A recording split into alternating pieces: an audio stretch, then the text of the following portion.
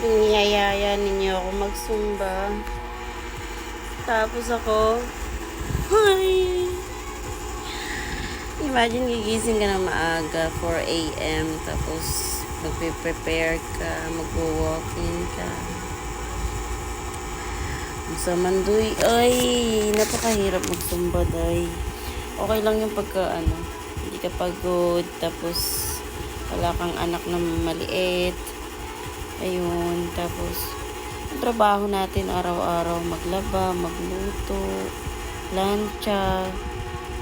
So, nandun pa ako sa point na yon na, alam mo yon, sobrang nag-ano ka pa ng, sabihin na natin para ka ng katulong kasi, nga, di ba, ang daming, parang walang katapusan yung trabaho bilang nanay. As in, imagine mo, maglalaba ka. Tapos after nun, magluluto ka.